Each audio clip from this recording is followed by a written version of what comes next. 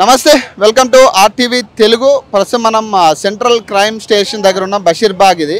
So ఇక్కడ చాలామంది చిట్టీల్లో మోసపోయిన వాళ్ళు చాలామంది ఇక్కడికి రావడం జరిగింది. గత కొంతకాలంగా చూస్తూ ఉన్నాం, మేము ఇంత మోసపోయాం అంత మోసపోయాం చిట్టీలకు సంబంధించి ప్రధానంగా. దీని మీద పోలీసులు యాక్షన్ తీసుకోవాలంటూ కూడా వాళ్ళు గతంలో చాలాసార్లు మాట్లాడారు. కానీ ఇప్పుడు ఆ వ్యక్తి దొరికిన తర్వాత పోలీసులు ఆ వ్యక్తి గురించి ఎట్లాంటి ఇన్ఫర్మేషన్ వీళ్ళకి ఇవ్వట్లేదు. సో ప్రస్తుతం వీళ్ళందరూ కూడా పోలీస్ స్టేషన్ దగ్గరకు వచ్చారు. మాట్లాడే ప్రయత్నం చేద్దాం. అన్న మీరు ఎంత నష్టపోయారు? మేము మా 5 లక్షలు 20 లక్షలు 5 లక్షలు 5 లక్షలు అంటే ఎట్లా జరిగింది ఇది? జరిగిందంటే నెలకి కడుతూనే ఉన్నాం, మేము కడుతూనే ఉన్నాం. కానీ ఇంతకు ముందు బాగానే చేసినాడు. ఈ సంవత్సరమే మమ్మల్ని మోసం చేసేసినాడు. 15 సంవత్సరాల కంటే నుంచి బాగా నమ్మించినాడు మమ్మల్ని. మీరు గతం నుంచి కూడా దీని మీద కంప్లైంట్ ఇస్తానే ఉన్నారు కదా, చాలా సార్లు కంప్లైంట్ ఇచ్చారు కదా. సార్ ఇచ్చినాం, ఎవరు మమ్మల్ని మా గురించి ఎవరు కరెక్ట్గా తీసుకున్నారు? ఎవరు చెప్పారు ఈ చిట్టీలు కట్టమని చెప్పేసి? ఆయన అప్రోచ్ అయ్యారు లేకపోతే ఏంటి? ఫస్ట్ ఆయనే వచ్చేవాడు. ఆయన వాళ్ళ డాడీ వచ్చేవాడు. మా ఊరు పక్క అబ్బాయి, ఆ నమ్మకం మీద సేమ్ క్యాస్ట్ అబ్బాయి, ఆ నమ్మకం మీద ఆయన కట్టేవాళ్ళు. అప్పుడు కట్టినప్పుడేమో ఫస్ట్ ఇంతకుముందు ఒక 10-20 సంవత్సరాలు అవుతుంది. కట్టినప్పుడేమో చిట్టి అమౌంట్ అయిపోగానే తెచ్చి ఇచ్చేవాడు, ఇంటి దగ్గరకు వచ్చి లెక్క చెప్పి వచ్చేవాడు.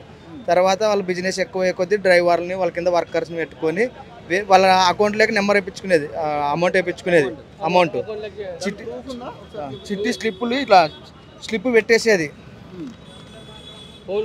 ఫోన్పేలో ఇట్లా స్లిప్ వాట్సాప్ పెట్టేసేది, ఇట్లా పేరు ఆయన స్లిప్ ప్రతి నెల ఇట్లా 20 లక్షల చిట్టిది. ఇది 12వ నెల. ఆ పాట వచ్చేసి 5,58,000 పోయింది, 5,85,000 పోయింది.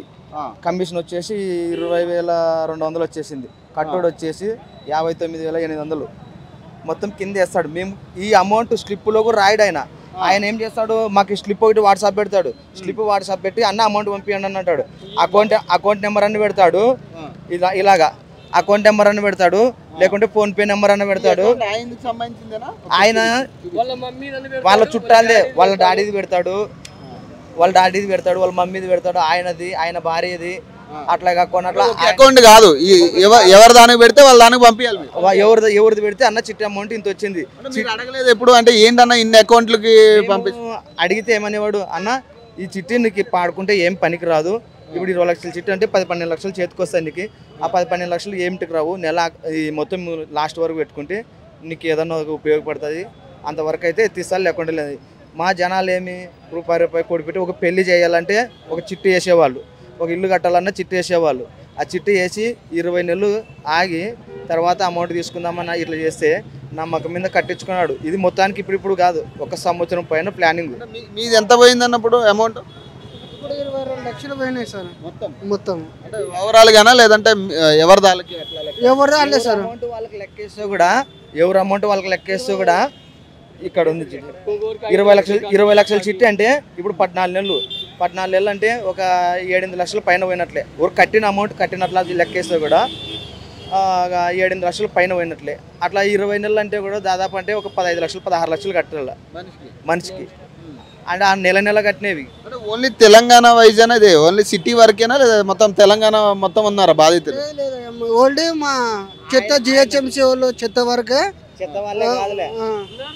చెత్త వాళ్ళే కాదు, జాబ్ చేసే వాళ్ళు ఉన్నారు, బిజినెస్ చేసే వాళ్ళు ఉన్నారు. అంటే వేసిన వాళ్ళు ఒక్కరే తెలిసి, నాకు తెలిసినంత మాత్రం వాళ్ళు అక్కడ లోకల్ ఉన్న వాళ్ళని ఎవరిని పెట్టుకున్నారో తెలియదు, కానీ పార్ట్నర్గా ఓన్లీ వాళ్ళు ఒక్కటే మేము నడిపిస్తున్నామని వచ్చేవాళ్ళు. రోడ్డు మీద మేస్త్రి పని పోయే వాళ్ళైనా, ఇళ్లలో పని చేసే వాళ్ళైనా, చెత్త బండి కొట్టే వాళ్ళైనా, ఆటో డ్రైవర్లైనా, మలకంపేట గుడి పూజారులైనా, ఎవరైనా ప్రతి ఒక్కరు జాబులు చేసే వాళ్ళు కూడా వాళ్ళందరూ నమ్మకంతో చిట్టీలు వేసినారు. అందరికి మోసం చేశాడు. కానీ మరి అంటే మోసం చేసి ఎన్ని నెలలు అవుతా ఉంది? దగ్గర నెల నుంచి మీరు ఇక్కడ వస్తానే ఉన్నారు కదా, కంప్లైంట్ తిరుగుతున్నాము. మామూలుగా ఎవరో పెద్దల దగ్గర కలుస్తున్నాం అంటే వాళ్ళు కూడా ఎవరు ఏం చెప్పట్లేదు. ఆయన రాలేదు, దొరికింది అంటారు కదా, అరెస్ట్ చేసి అంటున్నారు కదా, మరి ఆయన చూపించారా? నిన్న వచ్చినారు, మమ్మల్ని లోపలికి అలౌట్ చేయలేదు. ఒక 4-5 మంది పెద్దలు పోయినారు, వాళ్ళతో ఏం మాట్లాడినారో మరి. ఇక్కడ నుండి మళ్ళీ నాంపల్లి కోర్టు తీసుకున్నారు, అటు నుంచి ఎక్కడ తీసుకున్నారో తెలియదు. మమ్మల్ని లోపల రానియట్లేదు పోలీసు వాళ్ళు. కానీ ఎవరికైతే అతను అయితే మీరు చూడలేదు? కొంతమంది చూడలేరు. నిన్న వచ్చారు, చూశారు.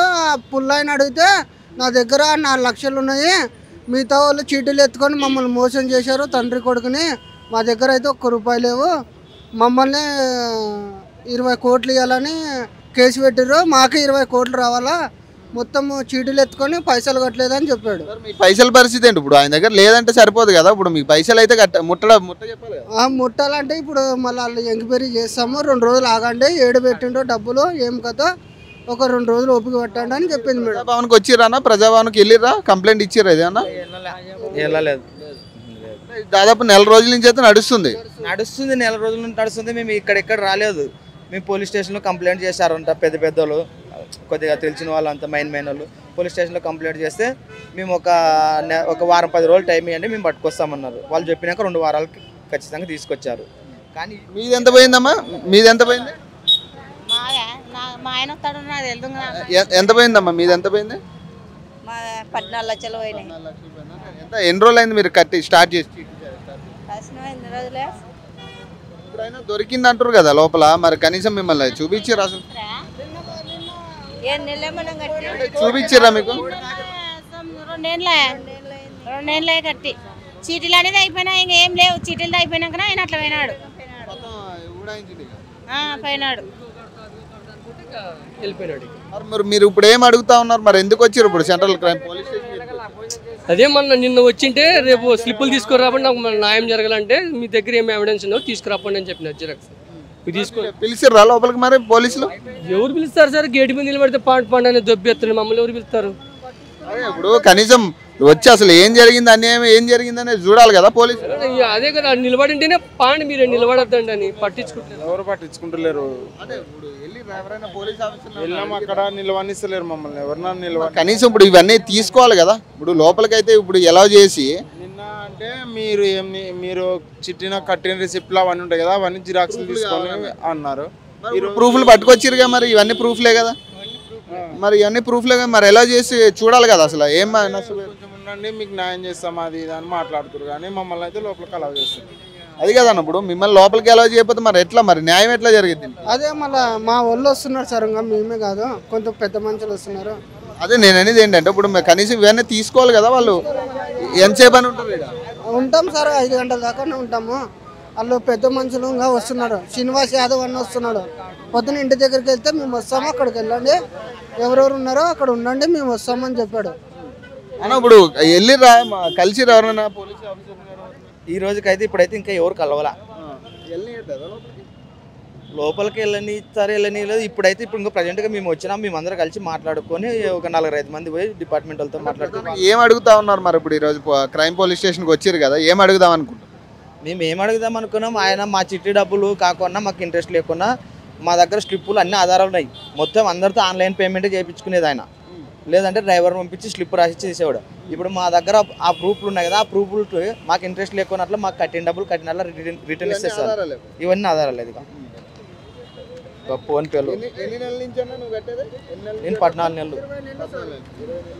20 నెలలు అంటే ఆల్రెడీ జనవరికి అయిపోయింది. 20 నెలలు ఇంతకుముందు వేసినాము, ఎత్తుకున్నాము. ఈ సంవత్సరం ఏమైంది ఏం కదా, మొత్తం పైసలు ఏం అడుగుతారు మరి ఈరోజు పోలీస్ ఆఫీస్? ఏం అడుగుతారు? ఏమవుతుందంటే మాకు కట్టిన పైసలు మాకు వస్తే చాలండి, న్యాయం చేయాలనేది పోలీసుల్ని కోరుకుంటున్నాం. రైట్. అరే జరిగిద్ది అనుకుంటున్నాం. మరి ఇప్పుడు ఆయన అరెస్ట్ చేసిన ఆయన కనపడట్లేదు అంటారు కదా. మరి వచ్చాడు సార్, నిన్న వచ్చారు, కోర్టుకి కూడా తీసుకెళ్లారు. కోర్టు తీసుకుపోయినాక చెల్లపల్లి తీసుకుపోతే సోమవారం నాడు కోర్టుగా హాజరు చేస్తాము. అక్కడ జడ్జి ఏం చెప్తాడో దాన్ని బట్టి మనం ఫాలో అవుదామని. అధికారుల దగ్గరికి వెళ్ళారు కదా మీరు, ఏమన్నారు వాళ్ళు? ఏమడిగా ఇప్పుడు కోర్టుకు హాజరు చేసి చెల్లపల్లి తీసుకుపోతాం, మళ్ళీ సోమవారం తీసుకొస్తామన్నాడు. వాళ్ళు జడ్జి ఏం చెప్తాడో దాన్ని బట్టి మనం ఫాలో అవుదామండి. అందులోకి మీరు కట్టిన శిల్పులన్నీ ఇక్కడ ఇచ్చేయండి అని చెప్పిండు. మరి తీసుకోవట్లేదు కదా మరి స్లిప్? అదే తీసుకుంటారో లేదో మళ్ళీ అడగాల. మీదెవరు బాబే? చిట్టీనా? ఏమన్నా లేదు సార్, చిట్టీల గురించి. చిట్టీలు 20 అయిపోయి కానీ 2 నెలలు అయింది. చిట్టీలు ఇస్తాం 25 తారీఖు రాబో అని 25 లక్షల చిట్టి. అన్ని కట్టినాము. ఉడాయించు ఆయన మెద్దలు లేకుండా వెళ్ళిపోయాడు. రాపోండి 23 తారీఖు 25 తారీఖు అని వెళ్ళిపోయాడు. మరి ఇప్పుడు దొరికిర్రు అంటారు కదా. మరి నిన్న వచ్చిండ్రు, కొంతమంది వచ్చిండ్రు, కొంతమంది వచ్చిలేరు. ఆయన లేదు చెల్లెలు చెరువుకు దానికి కొండ పోయినామంటున్నారు. ప్రూఫ్లు తెమ్మన్నారంట పోలీసులు. అంతా రాసుకుంటున్నారు, అవే రాసుకుంటుండ్రు, తెమ్మన్నారు. మరి ఇప్పుడు ఏం అడుగుతున్నారు? ఇప్పుడు పోలీసులు ఏం అడుగుదాం అనుకుంటున్నారు? ఏం అడిగలేరు, ఇంకా వాళ్ళు అంతా తెమ్మన్నారు, ఇచ్చేకి రెడీ చేసుకుంటారు. ఈ పైసలు అయితే ఇప్పియాలి. Thank you. సో చూడాలి, అది ఏదైనా కానీ ఈ చిట్టీల వ్యవహారం అనేది గతంలో కూడా చాలా అంశాల్లో కూడా చాలా మంది దీనివల్ల బారిన వాళ్ళు ఉన్నారు. గతంలో వేరే రకాల చిట్టీల ద్వారా కూడా చిత్రహింసలు కట్టి కూడా చిత్రహింసలు అనుభవించిన వాళ్ళు కూడా ఉన్నారు. దీనికి సంబంధించి ఒక పక్క బెట్టింగ్ యాప్స్ మీద మనం ఫోకస్ చేస్తున్నాం అంటూనే ఇట్లాంటి చిట్టీలు కావచ్చు లోకల్ కానీ, అది కూడా చిట్టీలు అంటే కింద స్థాయి వ్యక్తులు ఎవరైతే ఉన్నారో కష్టపడి పని చేసుకునే వాళ్ళు కట్టుకునేది కాబట్టి ఖచ్చితంగా వీళ్ళందరికీ న్యాయం చేయాలంటూ కూడా వాళ్ళు డిమాండ్ చేస్తూ ఉన్నారు. ఈరోజు సెంట్రల్ క్రైమ్ పోలీస్ స్టేషన్ దగ్గరికి అయితే రావడం జరిగింది. చూద్దాం దీనికి సంబంధించి న్యాయం జరిగే పరిస్థితి కనపడతా ఉందా లేదా అనేది కూడా కొంత ఆలోచన అయితే జరుగుతూ ఉంది దీనికి సంబంధించి. సో మరిన్ని అప్డేట్స్ కోసం చూస్తూనే ఉండండి RTV తెలుగు.